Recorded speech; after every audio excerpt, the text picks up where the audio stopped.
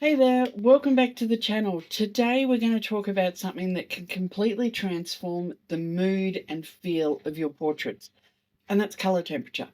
Whether you're shooting warm golden tones or if you want to shoot something sort of cold and cool and icy, the color temperature you choose can make your portraits feel inviting or dramatic, mysterious, or even surreal. So let's jump in and have a look and see how using color temperature creatively can tell a better story in your photos. Firstly, let's quickly define what color temperature actually means. Color temperature refers to the warmth or the coolness of your light source, and it's measured in something called kelvins. The lower kelvins, say around 2 to 3,000, it gives you a warm yellow orange glow like candlelight or a sunset. If you go into the higher kelvins, say 6,000 to 10,000, that gives you cooler blue tones like an overcast sky or in shade. And daylight, which we tend to call neutral, sits somewhere around the middle, so about 5,600 kelvins. So what does warm color temperatures do for your portraits, like with this one here? Warm tones create a feeling of intimacy, comfort, positivity. I think about golden hour portraits. They feel sort of magical, they're romantic and inviting. These tones really work for lifestyle portraits or family portraits or anything where you want the subject to feel approachable and alive and friendly. On the other hand, cooler tones create an entirely different mood. Blue or cool light can feel calm, detached, mysterious, or even somber.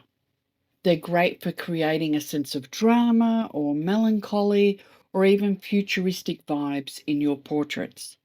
You'll get this look a lot in fashion editorials and even in cinematic portraits as well. If you want to start playing with color temperature in your own portraits, here's a couple of quick tips that you can have a look at before we jump into Lightroom and experiment over there. Adjust your white balance manually in your camera instead of letting the camera decide.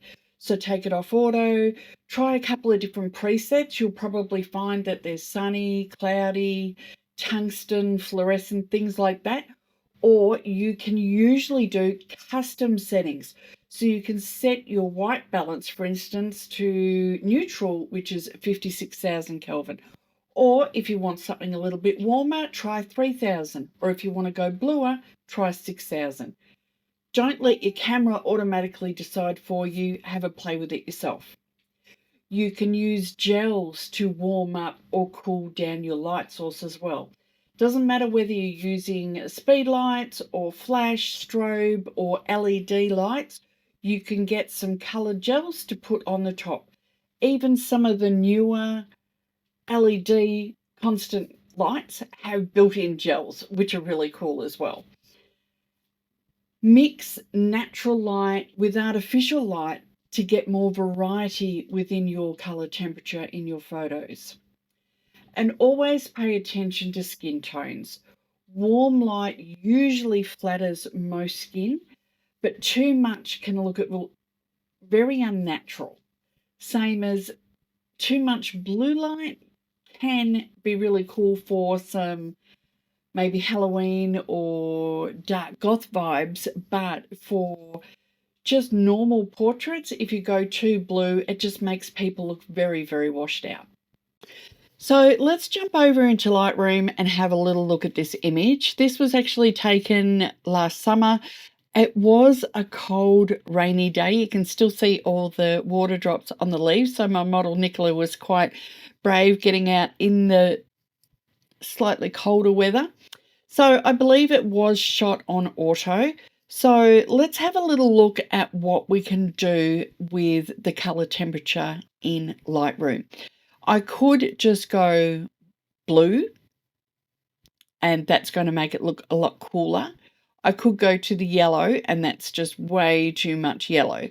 So you can play around with your color temperature and your tint in here as well. You can add some more magenta to warm it up a little bit, add some more greens or cyans to cool it down.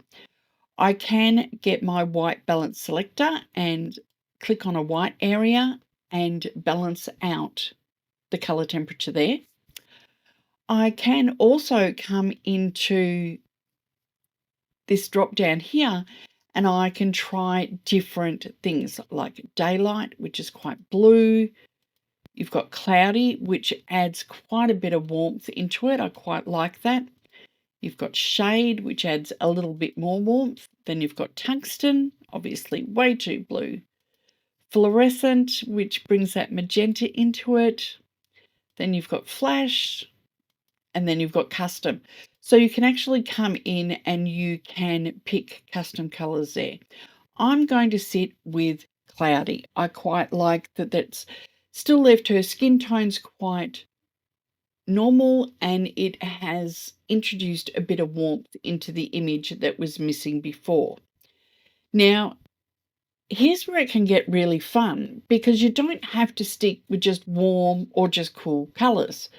Mixing color temperatures in a single portrait can create some tension, some depth.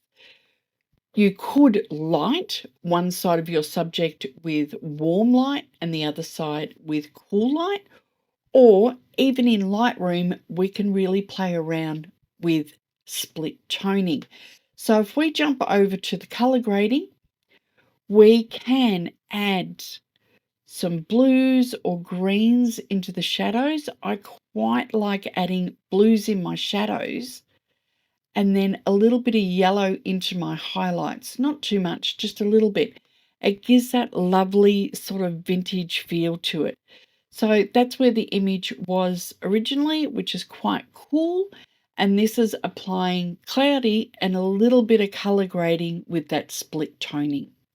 So next time you're shooting portraits, think about the mood you want to create and use color temperature to help you tell that story.